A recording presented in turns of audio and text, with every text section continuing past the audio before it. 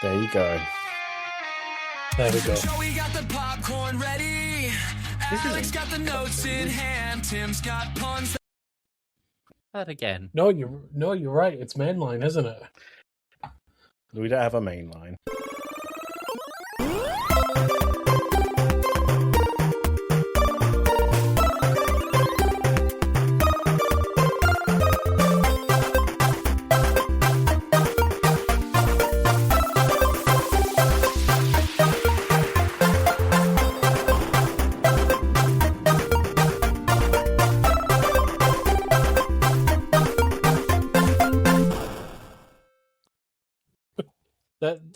All of that mess up at the start is staying in. Welcome back to the Game Club Pod. I'm your host, Alex. I'm joined by the plant-covered Joey.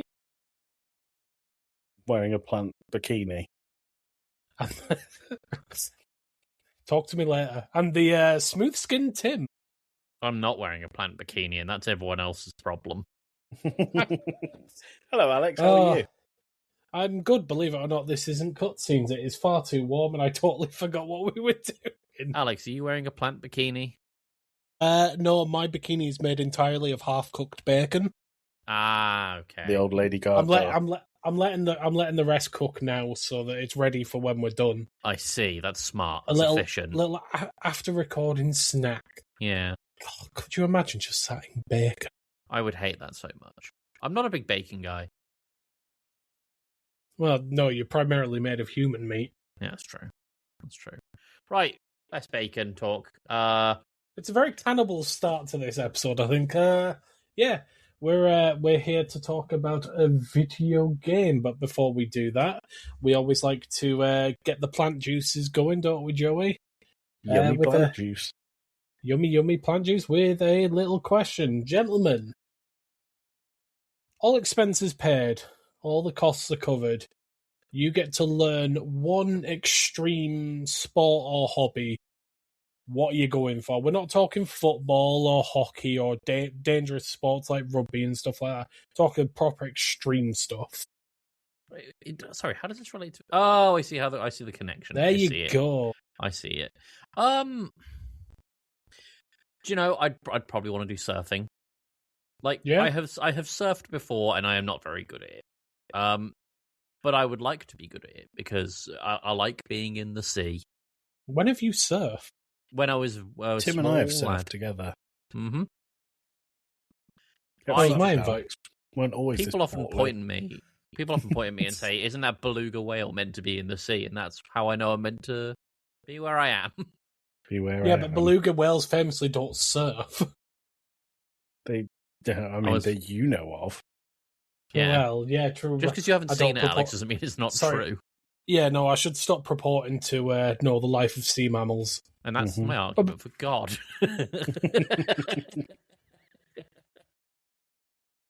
What about you, Joey? UFC. Is that an extreme sport or is that just fighting? Fighting? Yeah, but like... I would say it's no more extreme or less extreme than surfing. I feel like if you couldn't see it on the Extreme Sports Sky channel growing up. No, you're there was an talking Extreme about Sports Sky channel? Bodacious, radical dudes. Radical. Yeah. Yeah. No, that's just... Okay, slam ball. You happy, Tim? What's slam ball? Go fuck yourself. That's not a descriptor of the sport. Tell me about slam ball. Slam ball is basketball. In the middle of the court, they have a basketball court, but around the nets, they have trampolines. In the middle of the court, they have a basketball court. It's just keep getting recursive. No, it's a wooden floor where they can bounce and dribble it, and then around the basketball nets, they have trampolines. That actually sounds really fun. That actually sounds really cool. Surprisingly boring. I feel like I would do so many dunks if I did that. I feel like I'd break my ankles. I feel like that, Tim. I would pay money to see you try and dunk anything. Have we? I know we talked about it. I think we talked about it on Two Blokes and Play. Extreme sport, combat juggling. We have spoken about it a long time ago, yeah. I won't bring it up now then. UFC would be mine, not because I want to fight anyone, because they train in places like Thailand, which would be banging holiday. Alex said all expenses paid. I did. You get fit as fuck really quickly. That's a good point. And you also can't train for that long in the day because you'd just be dead. So, like, a couple of hours, go out, hang on a beach in Thailand. Easy peasy. What I'm hearing is I'm paying for Joey to have a holiday. Yeah, basically. I actually know a guy who went and did a UFC training camp in Malaysia. Did he win? No, he didn't ever fight. He turned 30 and decided he didn't want to be fat anymore, so he started doing UFC and took it really seriously. I got respect for that guy. Yeah, me too. Yeah, no, to be fair, yeah. That's pretty. If you guys could do a martial art, what would it be? UFC. I've just said it. That's three not a times. martial art. That's a collection of them. It's a combination. Okay, I do the one where you punch people. That doesn't narrow it down. I do the one from one of your fighting games, Tim. That doesn't narrow it down. That widens it, if anything.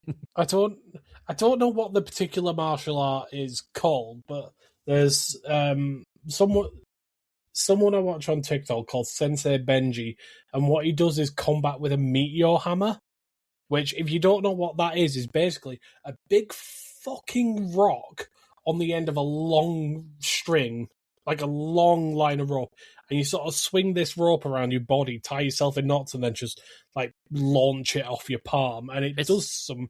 Oh, it sounds a bit like rope It makes darts. some impacts. What? It's a bit like rope darts, but did we start talking about Mirror's Edge? What is going on? No, we haven't yet. No, Alex, we what got about lost. you? What's your all expenses paid extreme sport? I do have a question for Tim before we go. Deep sea diving's a good one. Have you ever watched people do? Is it free diving where they don't have? Yeah, where they don't have any gear and they see how far they can go. Oh my god, it's mental. I've come downstairs before after recording and found pain watching spelunking videos. I really can't thought do you were it. going to go. I went down the stairs and got a nosebleed after recording. No, but there was one time where we were filming in a house. This is back after I'd just graduated and I was still doing film work. And we were filming in this house on a hill, and I was doing boom up work. And the only place I could stand in this bathroom that we were filming was the bath, which was slightly elevated. And I do mean slightly, by like a couple of inches. Stood in the bath, got a nosebleed.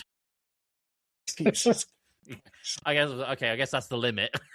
Yeah. Honestly, like I'm not claustrophobic, but the idea of spelunking makes me claustrophobic. I get on my Instagram, I get loads of. I must have watched it once out of morbid curiosity. You know, people doing cave diving. Yeah, where they do the rock crawling, and you keep hearing about these people who get suffocated because they get stuck upside down with their fist up their arse. It's like, when I see those videos, I think you can say no. Just don't do it. You're not at gunpoint to go into the cave. Don't do that. Am I all right to ask Tim a couple of questions? I've got 3 questions for Tim. Go on. Where's this going? Tim, just yes or no, okay? Okay. Yes or no? Lynx Africa. Yes. Among Us. Yes. Baked beans. No. 1 out of 3 correct. Can I know which one? No. Okay. Go on, Alex. You're up. So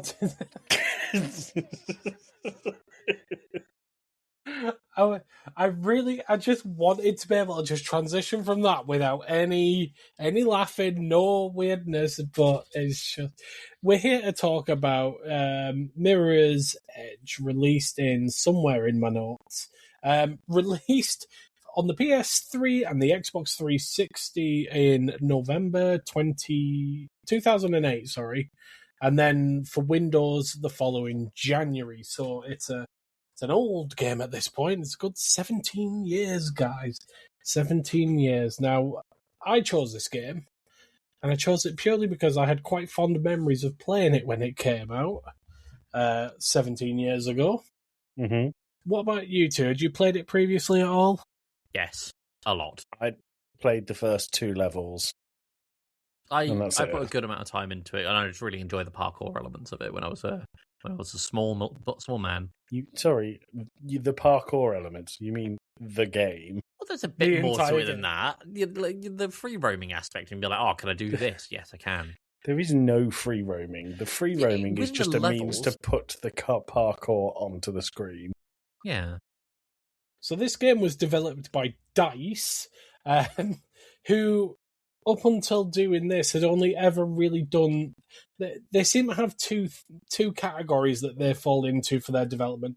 They either do shooters like Battlefield, Medal of Honor, and Star Wars Battlefront, or they do racing games like Need for Speed and Rally Sport Challenge. This is the only game that I think I saw on their dev list that is a action-adventure, platformy kind of game. Obviously, as we've alluded to, not very subtly, the game is based around parkour. And the whole idea is... the sound clip from The Office every time we say parkour. Parkour! Oh, that's a lot. It's not that much. That's editing. A lot of edit. That's a lot of no. edit. Tim's text us saying his PC died. So he's in the room, but he just looks very dishevelled. He just looks so stoic. Just keep it in. Let's keep all of this in. Keep telling us about Mirror's Edge, Alex. We'll bully Tim in the meantime. See how far through we can get. And then she's like, yes, I agree. Yeah, do that. Yeah, so poor Tim's going to come back. And then, obviously, the game was published by everybody's favourite publisher, Electronic Arts. Yay. The devil themselves. Yeah. Let's have a look, see where we are. We'll do reception at the end, why not? We can't really go for initial thoughts because part of the crew is missing, so that's all right. We'll talk I can tell you what Tim plot. Can I tell you what Tim thinks? Go on, try it. Can I do the initial thoughts on when he's back? I'll just see how correct I was. Go on then, what's his initial thoughts? I remember this game, and just remember that this is Tim, not me. I remember this game being revolutionary. I put a good amount of time into it when I was a wee lad, and I remember thinking that the parkour was mind-blowing. It was fantastic. Now I play it and realise it's not Guilty Gear Strive, so I don't want to play it anymore. No, he would say, I think Tim will say that it's aged poorly and doesn't run very well on his computer. And are we saying that he's going to use the terms revolutionary and mind-blowing? I think those are the things. He's going to say that when it came out, it was revolutionary and mind-blowing, and he loved it, but going back to it, he didn't enjoy it that much. Do you know what I'm going to have to do? This whole section where Tim's disappeared, I'm just going to put it at the front of the episode. Just do the whole episode without him. We've been looking for a reason to get rid of him anyway. It's only taken this long. Yeah. Poor Tim. Poor Tim. Poor Tim. So, this game is set in a near-future city where you play as Faith Connors, an underground parkour courier who's brought our host back to us. Wow, thank you, Faith, for delivering Tim to us. Thanks, Faith. Say thank you, Faith. Thank you, Faith. What I missed. She's gone out the door. We just spoke about the game a little bit.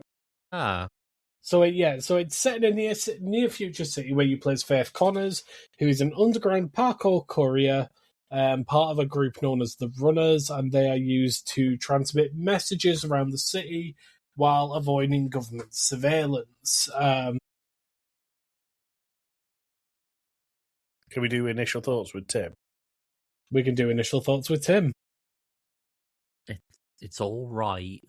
It lives on nostalgia for me. Like, I have very fond memories of playing the game, but playing it back on the Steam Deck, I don't really know how I played this as a child. Like, maybe it's the fact that I can't really do first person games on a controller anymore. Maybe it's that. But I think the game is fine. I think its presentation is really nice, and I think it's very unique in its mechanics, certainly for the time. The story, I don't particularly give a shit about it. But the combat is very rudimentary, shall we say. But you're not here for the combat. And to be frank, you're probably not here for the story either. You're here to do a flip, slide under a thing and run on a wall. And, like, yeah, it's got that in spades. It's all right. Joey, what about your thoughts? I didn't enjoy it at all. Joey forgot what we were doing for a second there. I had a dog barking. It was like a sleeper agent. I must kill the president. I maybe cut that out. I'd like to visit the US one day. I started this up, played it mouse and keyboard, which I don't know if it was the best thing to do. The controls were horrible. The game was as I remembered. Wow, this tutorial's fun. Wow, this is a high building I'm jumping between. Oh, there's people shooting at me. Oh, they can't aim for toffee. Oh, the grabbing mechanics aren't that good, and you need to be extremely precise for certain jumps and not at all for others. Oh, I've played the first 2 levels and then therefore played the entire game. I got further in. Sorry, Alex. I got further in this playthrough than I've ever gotten. I played about 3 hours, and I can tell you, every single level in this game is: you start off on a rooftop. The bad guys see you. You run away as they shoot you. A helicopter comes and they shoot you. You go inside and they shoot you. You go back outside and they shoot you. And then you go inside again and you get in a lift and get away. Or you're following someone. Yeah, or you're following someone. They go away that you can't go and you have to find a different route. At the end of it, they fall off the building. That's the whole game. I did not enjoy this whatsoever. And I skipped every single one of the cutscenes. It got to a point where I skipped cutscenes. I was like, I'm not really invested in this. Yeah. Alex, what did you think?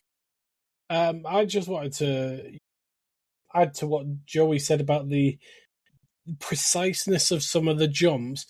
The first jump that you make in the game, you have to be real precise about where you press the jump button, otherwise you will not make that jump. I had to redo it 4 times before I got the right jump. And I seem to... I have some, like, distant memories of people making that exact same complaint on the forums in, like, the late 2000s, and... people saying this game's broken, I can't make it past the first jump, it must be a bug in the game. And it's like, no, that's just the game. I seem to remember that the length of your jump was determined by your frame rate when this game first came out on PC. I don't know if it's still true now, but I remember that being the case when this game first launched. Wild. Do you know, one thing I really have to praise this game for, it's got one of my favourite anti-piracy measures, and that is, it will load the tutorial, you will get the entire game, and it will be completely normal, but when it comes to that big jump at the end of the tutorial, the one that you go, wow, this is high and a big long jump, Faith stops running and just walks to the edge, and you can't make it.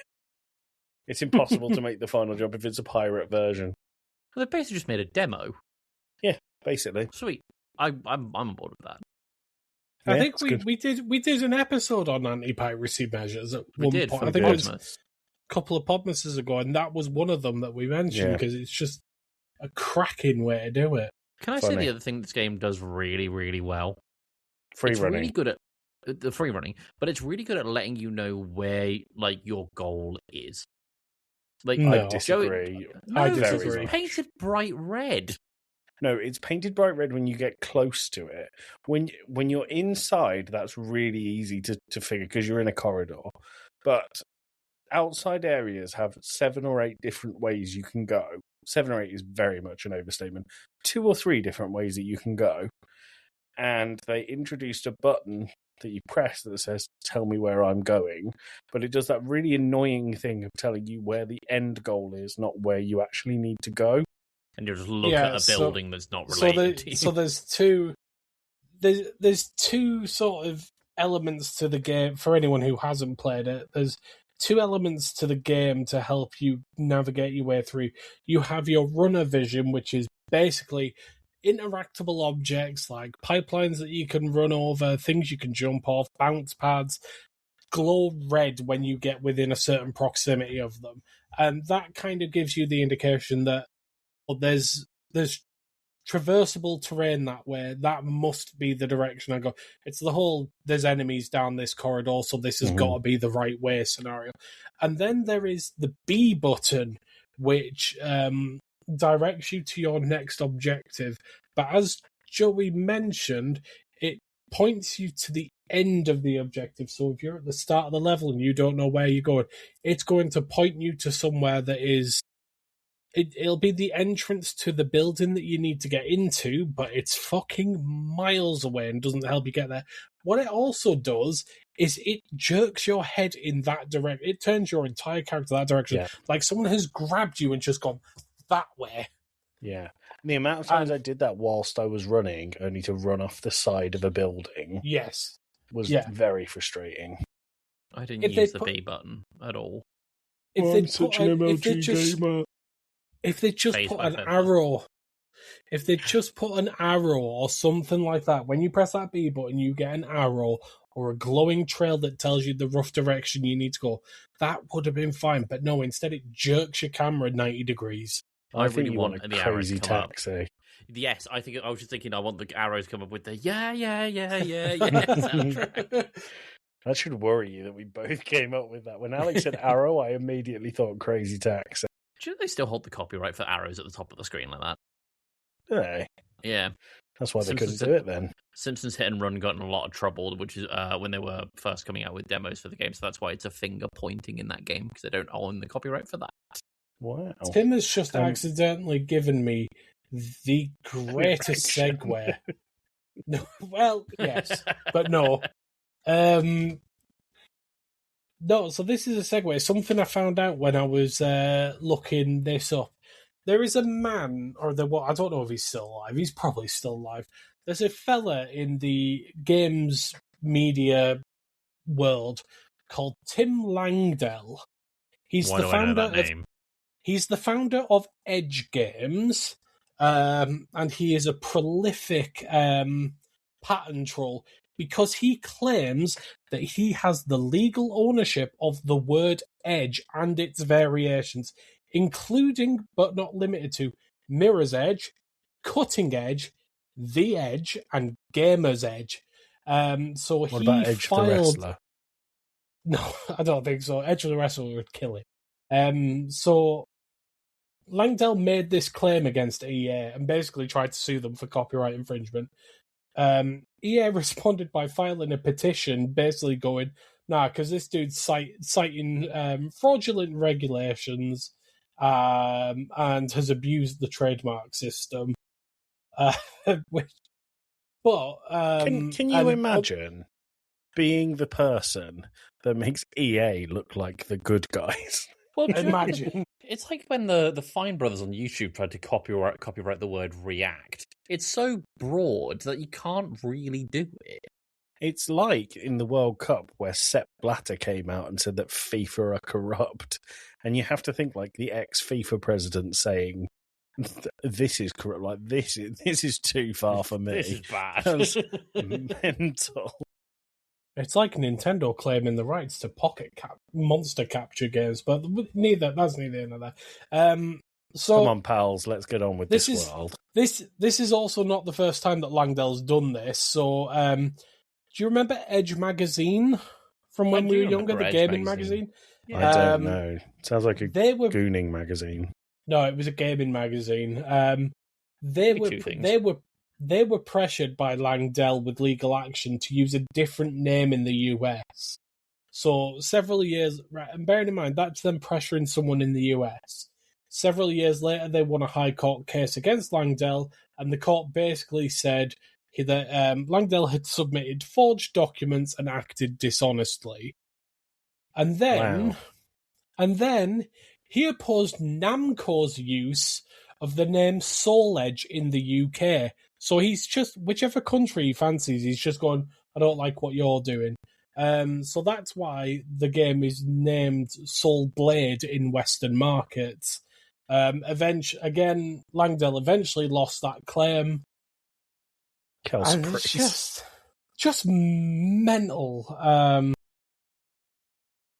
So the dispute around Mirror's Edge ended with a settlement that included Langdell having to surrender several of his trademarks. Can we say with confidence as the Game Club pod, fuck this guy? Yeah. But here's the thing, though. Despite this, he then attempted to refile the trademark in 2020. Jesus. Can we change our name to the Edge Club pod and see what happens? That's going to bring in a different type of audience. Well done. Anyway, our numbers are through the roof, but they're all degenerates. And the numbers are through the roof. Edge Club pod now. Yeah, the numbers are through the roof, but for some reason they're really sticky. So, just to talk about the art style a little bit, it focuses on strong primary colours, with the majority of outdoor environments being predominantly white with a distinct lack of green, and then obviously traversable things are in red, and it's all accented with a bit of orange. The game is what at the time would have been considered fully rendered, sort of semi-realistic look. But then, and Joey, you won't have seen this, it switches to a comic book style for the cutscenes. Oh, I did see that. I thought they were so JavaScript web comic animation that I didn't want to give them the time of day. Yeah, it is. For again, it's got the backing of a company like EA, because EA has always been a massive company. There's no two ways about that. For a game that has the backing of someone like EA, they were surprisingly sort of Newgrounds looking. Not that Newgrounds is bad. Well, Newgrounds wasn't that bad, but it was very flash web comic. Was a website. This is a AA game, AAA game. Probably at this stage. Double. Well, yeah, I suppose. They'd done Medal of Honor and things like that, so you might double Alex, and a half. Talk to us about the story that Joey and I ignored. Right. Okay, so it's set in a near-future city where life is comfortable and crime is almost non-existent. This was achieved by an oppressive regime of control of the media and its citizens. Hello, UK Online Safety Act. An underground crew of parkour couriers called the Runners operate independently from the city, delivering private goods and sensitive information. A new mayoral candidate, Robert Pope, is challenging the current mayor, Mayor Callingham, on a platform of deregulation. We play as Faith, a runner, whose mother was killed 18 years ago during a protest against the city. She also has a sister, Kate, Celeste, and their trainer and intelligence support guy called Merc. Faith learns that Pope, and let's clarify, this is Robert Pope, not the Pope. Pope has been assassinated. The Pope now. Pope has been assassinated, and her sister was framed. She tries to get her sister to flee with her, but she refuses, saying that will only make her look more guilty. Joey, was that a hand up, or no? That was my impression of the Pope. Was that your impression of the Pope? Faith escapes through the storm drains and learns from a former runner named Jackknife that Pope's head of security, Ropeburn, may be connected to the murder. She then infiltrates Ropeburn's office, where she overhears setting up of a secret meeting. Faith informs Kate's superior officer, Miller, but refuses to help. So at the minute, we've got Faith, we've got Celeste, we've got Merc, whose full name is Mercury, we've got Jackknife, we've got Ropeburn, and then we've got Miller and Kate. I thought it was going to be Miller and Carter. But Miller refuses to help. Later, Faith goes to the meeting, the secret meeting that she overheard about, and confronts Ropeburn, who for some reason admits that he framed Kate and hired someone to kill Pope. He then gets sniped, and with his last breath, tells Faith that he was going to meet the assassin at New Eden Mill. Faith goes there, but the killer flees when they see Faith. And what we should say is between each of these sections of story is a bit of gameplay of jumping over roofs and chasing people and getting shot at by helicopters. We said in this episode that this game is entirely in first person. We just did that. I'm just going to do something that I'm never going to do again. To give full props to EA, I watched the trailer for Mirror's Edge, and the entire trailer is in-game footage. Like, playable in-game footage. That's how revolutionary this was. Well done. So, lacking other leads, she investigates Pirandello Kruger, a private security firm with a name that definitely doesn't sound evil at all. This security firm has begun aiding the police in eliminating the runners through a training program called Project Icarus. A bit close to the nose, that, but hey ho. Faith follows the trail of Rawburn's killer to a boat docked at a nearby wharf, where she learns that the assassin is in fact Celeste. Ooh, plot twist. Who joined Project Icarus purely to live a more comfortable life. She explains that Pope had to be killed as he was a threat because obviously Pope was wanting to defund everything that was keeping the city safe and comfortable and under the thumb of the military and so on. Merc finds a way to help Faith ambush the police escort that's transporting Kate to prison because nothing says you're innocent like a jailbreak. They succeed, and Faith sends Kate to Merc's hideout while she leads the police away. When she returns to the hideout, she finds that it's been ransacked. Kate is missing, and Merc is critically injured. As he dies, he tells Faith that Kate had been taken to the Shard, the tallest skyscraper in the city, and also Callahan's fortress. With Miller's help, she breaks in and destroys the servers running the city's surveillance systems. On the rooftop helipad, she finds Kate held at knife point by Jackknife, who reveals he's also part of Project Icarus. Yes? This is really boring, right? Yes. We're nearly there. As Jackknife takes Kate onto the departing helicopter, Faith jumps onto it and knocks him out of the helicopter, causing him to fall to his death. Faith and Kate jump to safety. During the game's end credits, the media reports that Faith's actions have only served to intensify the city's security, and that the location of both Faith and Kate remains unknown, which obviously leads to the sequel game, Mirror's Edge Catalyst. That is... Sorry, Alex, I wasn't saying what you were saying is boring. I'm saying that this plot is what you're saying is the plot is boring. It is about as generic of a betrayal plot as you can get. And honestly, if the game was just a free-running game, if it was a free-running game with courier missions, like, Death Stranding or something like that. If this game was free-running, was Skate, but free-running, yeah, I'd be there. Yeah, there was already that Mark Echo's Getting Up game that was basically that. Wasn't. That. No, that had... What was the parkour one? Well, that was Mark Echo's Getting Up, but that had a story and a plot, and it was fairly linear. Is that the game I'm thinking of? Was it not a different free game as well? No, I'm thinking of a different game. I'm going to look this up. You guys crack on. Would you like to take a guess at sort of the average scores that the media has given this game? I think it will have given it very, very high scores, because I remember the hype around this when it first came out. I think what we're doing is judging it by today's standards, and there's better movement simulators, because that's essentially what this is a movement simulator. And there is much, much better movement simulators than Mirror's Edge, primarily because it's 17 years old and everything that's come after has improved upon it. I didn't like the way it looked. I thought it looked cheap.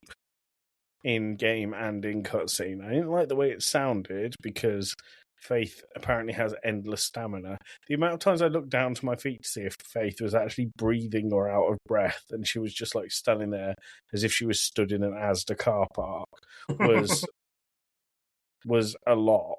It didn't sound great because the shouting of the opposition bad guys, the breaking of glass, I think they had 2 sounds for each of them. And when you notice that, it gets so repetitive. I don't know, I didn't like it. Also, I had this weird bug where it kept upping my brightness every time I reopened the game. So with everything being white, it was like my eyes will never recover.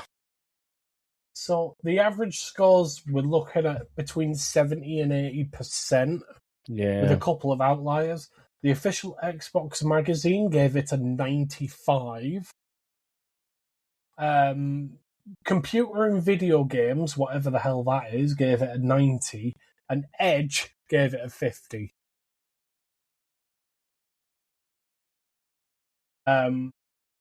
There's also, I was just quickly looking at the Wikipedia to see if it had won any awards. It hasn't.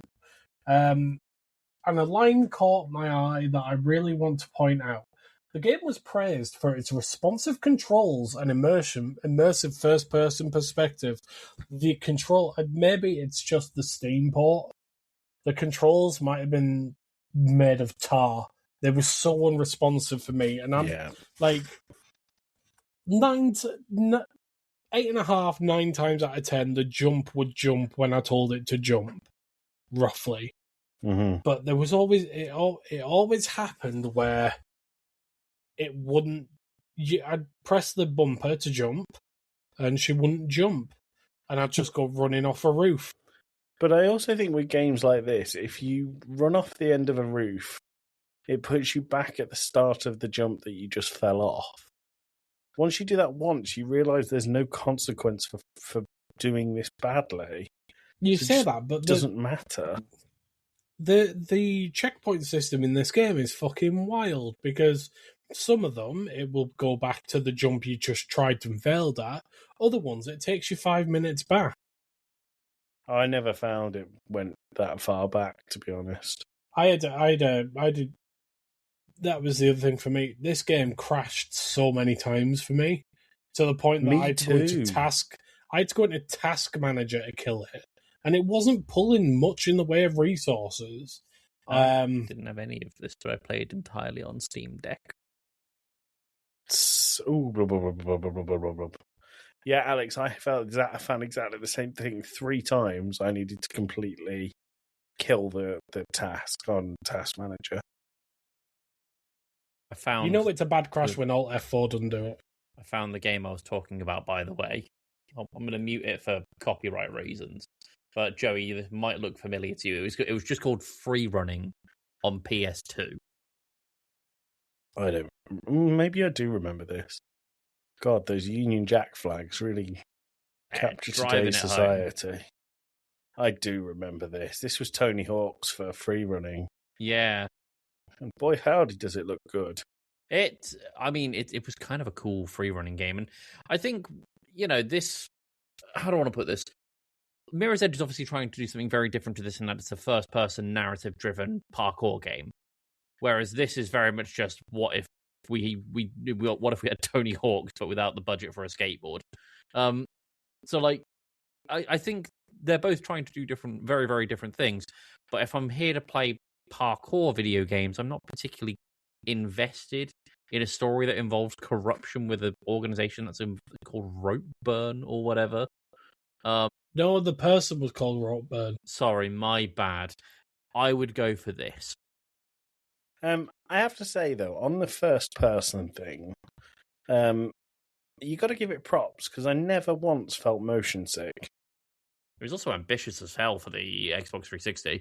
Yeah. Did that, because I think a lot of the problems you get with VR games is that people feel really motion sick when they play them.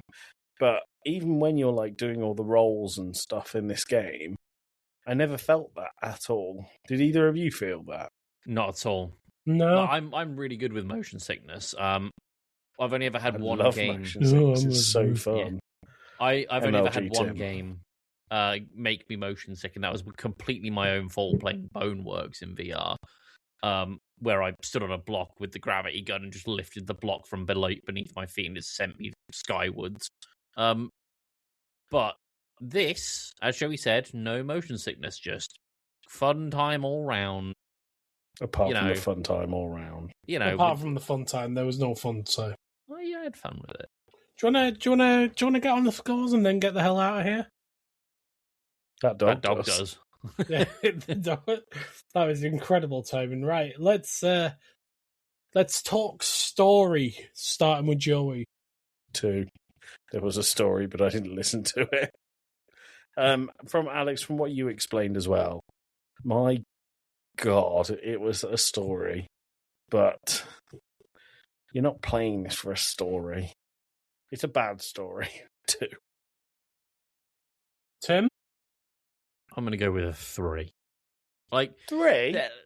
3, yeah. Like, there's a story. I don't particularly give a shit about it, to be honest. I don't think anyone playing this game gives a shit about this story. If there are people on some inevitable dark corner of Reddit that do, please sort yourselves out. At Wembembo, hit me up and with that Mirror's Edge lore, so I know who to block.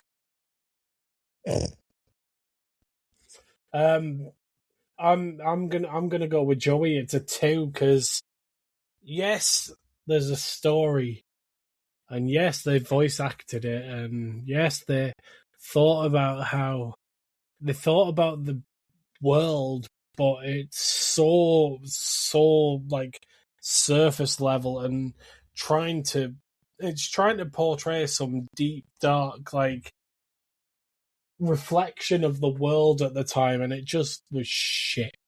Very angsty teenager, isn't it? Yeah, and the characters are all really generic, and you know it's good when you've got names like Jackknife and Roper. It's Transformers, the video game. It's Transformers, the video game. Let's talk. That game played that already. Let's talk gameplay. Starting with my friend Tim. I'm gonna go. All right, we'll start with Joey. I think I'm gonna go with 7. It's like a very soft 7. To the point I could be convinced to go down to a 6.5 because the game is very short, like 5 hours long short. And the parkour stuff that's there is solid. It's solid enough parkour, but everything else around it. Alex, you've had your hand up. Tim. It's all parkour. The game is 5-ish hours. Right. I got 2.5 hours, 3 hours through it, and I thought, how far through am I? So I watched, I went and looked at no commentary, full gameplay thing. The video was 2 hours and 10 minutes long, and the point I was at was 35 minutes in, so I think we're just all old and shit. I think that about myself every day anyway. I completed this game in 5 hours. Oh, we've got a thunderstorm. Why? Oh no, it's a jet. It's a plane. Boo. Yeah, no, I finished this game in 5 hours. On this particular run through, and do you know what? I could have had more. I definitely didn't want. I think 5 hours is the minimum this game wanted to be. But like the free running bit, solid. The combat bit, not so much. Yeah, but there's not much else to say about it. Sorry, you played 5 hours. Your Steam says you played 3.5 total. I played it on the Steam Deck. I don't know if that makes a difference. But I definitely put 5 hours in. Well, I didn't. I put 2.5 in. So, Alex, you're going to be mad. I'm going to give the gameplay an 8. I hated every second of it. I really did. But for what it was dealing with at the time and what it changed in, this space. Like, you can see the influence in a lot of games going forward. Tim's praising the parkour and disparaging everything else. I didn't think there was much of anything else, because even when you're supposed to fight, you don't need to fight. So I parkoured it. The game actively tells you not to fight. I hated it. Like, I'm not going to ever get away from that. I hated this game. I didn't like it the first time because I only played 2 levels of it. I thought it was like, fine. This time I hated it because I needed to play more for this podcast. However, you cannot deny what this game did and changed. And the way that they did it was okay for 2026, which for me, 17 years beyond the fact, that's pretty impressive. So I'm going to give it an 8 out of 10. Yeah, I'm going to knock it right back down with my sound score, so don't worry. I agree with what you're saying about what it's done for games moving forward, and obviously at the time it was quite, as Tim likes to say, it was revolutionary. It was fine. I just found myself struggling with it, and I fully appreciate that it might just be I'm getting old and slow reflexes and I'm just not very good at it. I found that the parkour was janky at the best of times. The gunplay was shockingly bad. I know it's not the focus of the game, but sometimes you get a gun and you need the gun. The timing on the disarming was abysmal. I didn't fire a single gun. No. I made a point to do something a bit different. I also want to point out that Alex sent Tim and I a text yesterday at 3:00 saying, "Boys, I've got to apologise for making you play Mirror's Edge." Yep. Yeah. I was not having a good... Between crashes and janky-ass unresponsive controls, I was not having a good time. So, I mean, the gameplay for me is a 4. Oof. Woof. I did not have a good time with it. But everyone, different strokes, different folks.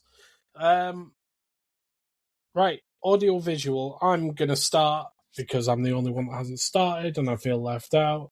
The audio was a bit lacking. As Joey said, a lot of the things that can happen, like the enemy shouting, glass breaking, the sound of the helicopters, there was a very small handful of sound files, so you were hearing the same thing a lot. In a game that's only 5 hours, it's a bit annoying. I think if it had been any longer than that, I'd have, muted the game. I don't really recall hearing much of a soundtrack, but I know there is one, and apparently it's quite well received.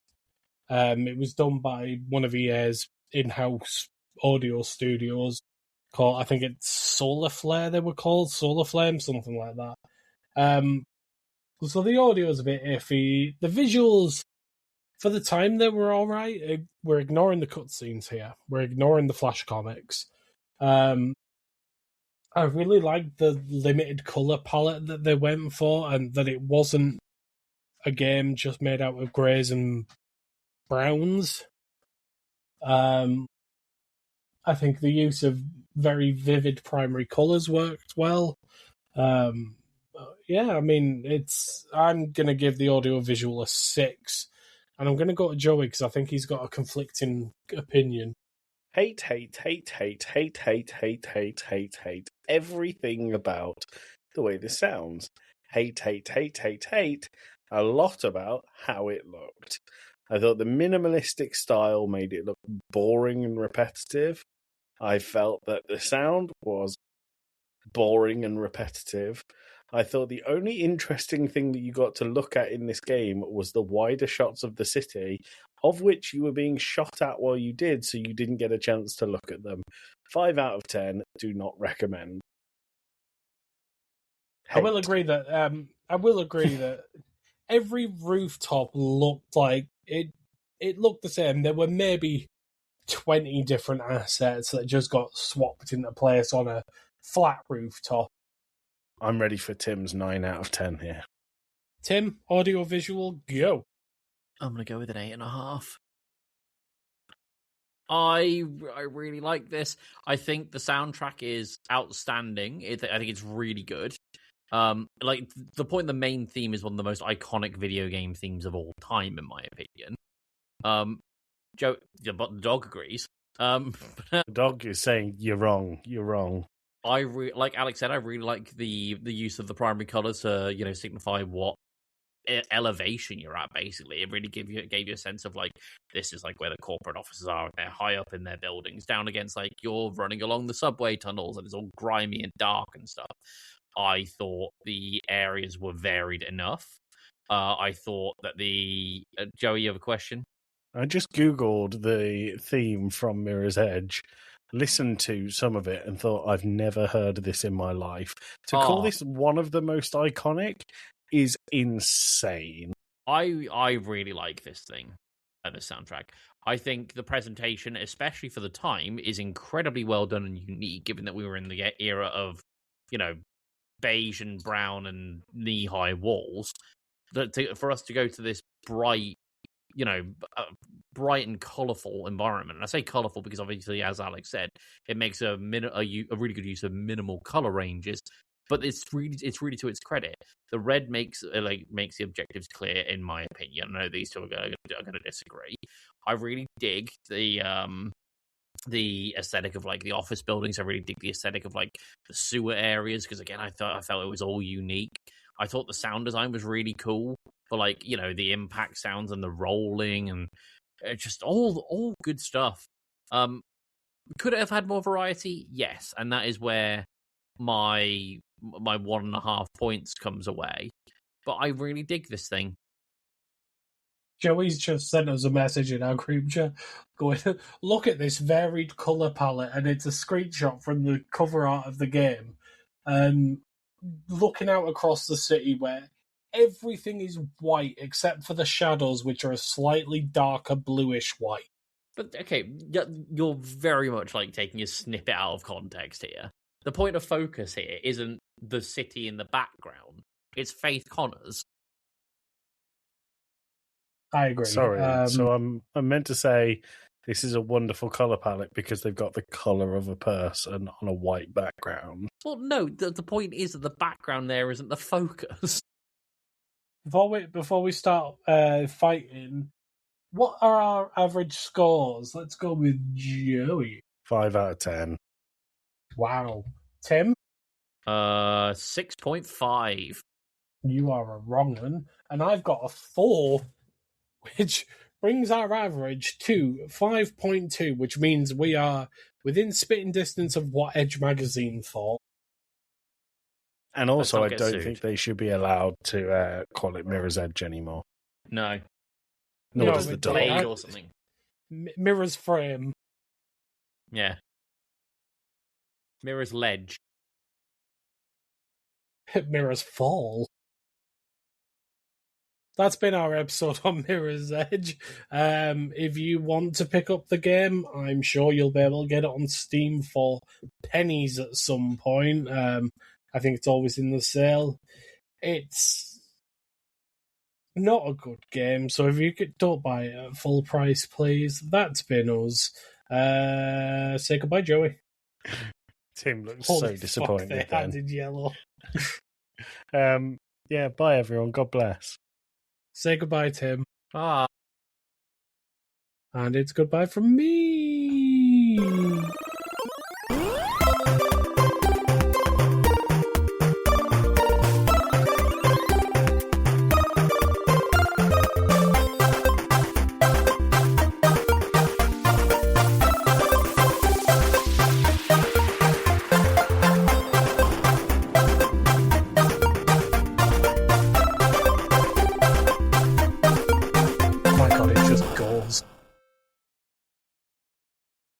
It's only a game.